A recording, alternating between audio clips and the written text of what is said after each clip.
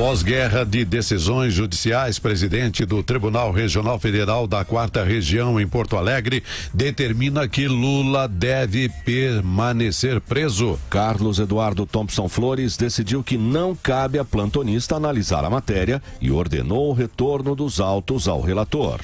Na manhã deste domingo, o desembargador Rogério Favreto, do TRF4, acatou pedido da defesa e mandou soltar o ex-presidente. Mas o juiz Sérgio Moro, mesmo em férias, interferiu, afirmando que ele não tinha autoridade para sobrepor-se às decisões da 8ª turma da Corte e do STF. Em novo despacho, Favreto reiterou à Polícia Federal a libertação de Lula, sob pena de responsabilização por descumprimento de ordem judicial. O Ministério Público Federal entrou em cena e pediu ao relator da Lava Jato na segunda instância a reconsideração sobre o pedido de liberdade. E o desembargador João Pedro Gebran Neto determinou à PF que a decisão do plantonista não fosse cumprida e Lula continuasse preso. Mas Rogério Favreto, pela terceira vez, insistiu no cumprimento de seu despacho, que acabou derrubado pelo desembargador Thompson Flores. E assim que essa notícia saiu, a Jovem Pan interrompeu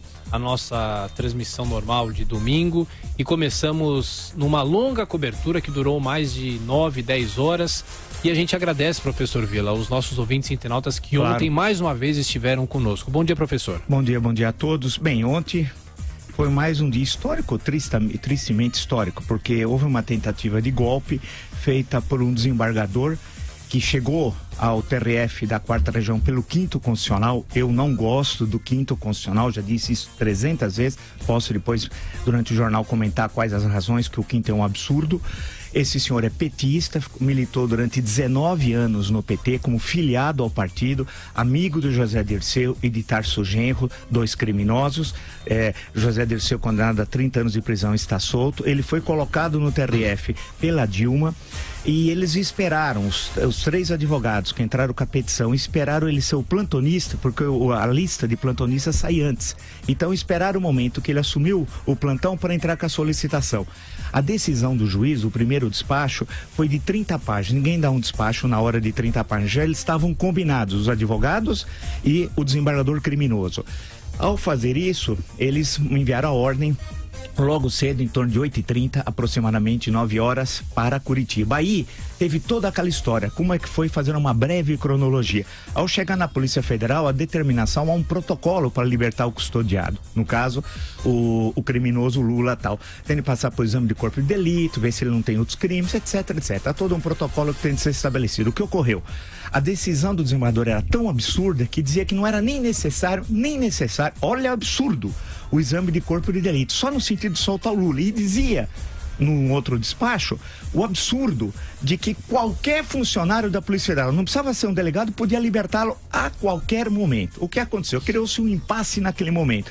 O Sérgio Moro foi comunicado e, estando em férias, não importa, juiz. E hoje tem uma belíssima entrevista na Folha de São Paulo do ex-ministro do STF, Carlos Veloso, belíssima. E ele trata disso com muita propriedade. O que aconteceu?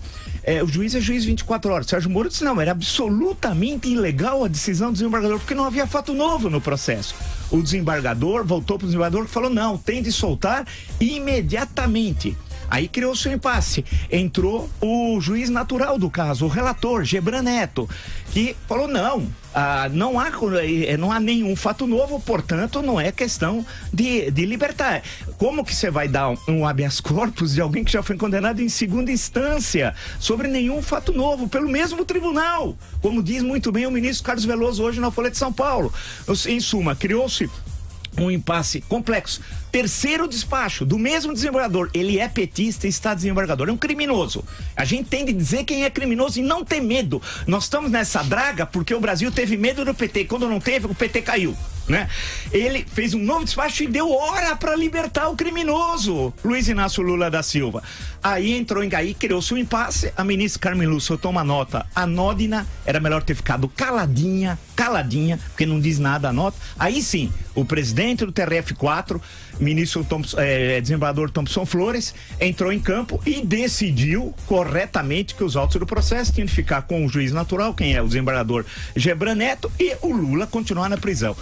Em suma, a tentativa de golpe fracassou. E poderia ter ocorrido o quê? Para concluir, alguns fatos. Por exemplo, eles estavam articulados ou de levá-lo a São Bernardo do Campo e fazer aquele ato, aquela coisa ridícula que fizeram nos dias 5, 6, 7 de abril, e nós acompanhamos aqui na PAN, e vocês nos ouviram e nos assistiram, né? Aí com a participação de lideranças internacionais que já deviam estar pré-avisadas, como Mújica, ex-presidente do Uruguai, entre outros, né? Ou levá-lo para um país vizinho, por exemplo, o Uruguai, e ele pedindo asilo e tal.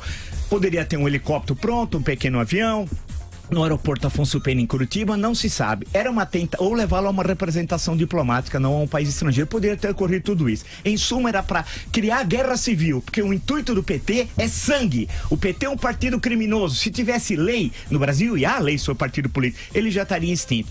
Agora, não é possível nós passarmos a nossa vida, né? Isso é um feriado, é Copa do Mundo, é Carnaval, é Natal, é Páscoa, é Semana Santa. A qualquer momento vai ter um plantonista. E aí, nós tomarmos uma facada nas costas por um criminoso que é esse desembargador. Ele não é juiz, ele está juiz, ele é petista, 19 anos, não tem competência, veio lá do interior do Rio Grande do Sul, mas não tem nenhum problema, tem muita gente competente do interior do Rio Grande do Sul e tentou fazer um crime contra a nacionalidade. Foi um golpe que nós não podemos aceitar. Por isso que eu insisto, uma nova Constituição é indispensável, uma nova estrutura de poderes, um novo ordenamento legal. Com isso que está aí, nós vamos eternamente tomar facadas do PT. E ontem nós discutimos isso com muito tempo para isso. E mostramos que a despetização do Estado é condição sine qua non para a sobrevivência do Brasil. E Vila, por dever de ofício, a gente acompanhou todos os twitters da senadora Gleisi Hoffmann, sim, mas foi um festival de idiotia. E de mentiras. E de mentiras. Né? E de mentiras. Claro. De mentiras, junto com Lindenberg Farias. Em suma, o que aconteceu ontem foi um fato que enoja o Brasil. Enoja o Brasil. Isso é impossível que isso continue se repetindo. Lemos todos os despachos, foram 3 do desembargador, lemos o do Sérgio Moro e do desembargador Thompson Flores. Tudo foi lido aqui, selecionados os trechos, comentados os trechos. Isso não pode ocorrer. Indico outra vez a todos que nos ouvem, que nos assistem, a belíssima entrevista do ministro Carlos Veloso, hoje na Folha de São Paulo, que inclusive trata dessas questões que ocorreram ontem. E o belíssimo trabalho da Jovem Pan. Eu não pude participar, eu estava em viagem, né, retornando, mas foi um show. O Jovem Pan ontem deu um show. E assina embaixo, por tudo que o senhor falou. Apenas não concordo que o Poder Judiciário está podre, né? O senhor não chegou gente, a dizer não, isso, né? Tem gente, mas a maioria é boa. A maioria ampla boa, maioria. Isso aí. E então, é evidente que em todo o setor da vida humana existem as pessoas submissas, os puxa-sacos da vida. E o Quinto Constitucional levou um cidadão que não deveria estar lá, na verdade.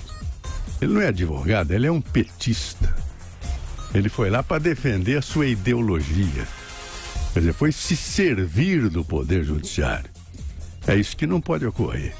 Na verdade, o Quinto Constitucional, que o senhor acaba de criticar, é uma forma de refrigerar a dureza do juiz. Que o juiz é um homem, menino que se formou na faculdade com 23, 24 anos, advoga 2 anos, aos 27, 28, presta um concurso e vai ser juiz. Ele ainda é solteiro e vai julgar casos de família. E depois ele sobe, sempre voltado para os autos, para as cortes superiores. A ida de um advogado de nomeada é um homem que viveu a luta judiciária e o interesse dos indivíduos nas portas do Tribunal de Justiça. E o lado acusatório do Ministério Público, que também é um outro setor.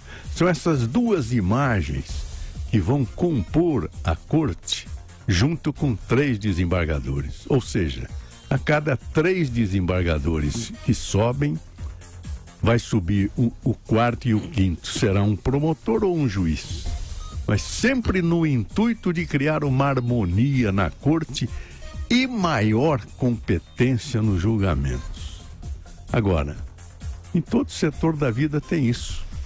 Vai lá um cara que se serve do poder para fazer uma desgraça dessa que realmente enodoa o Poder Judiciário brasileiro, sem dúvida.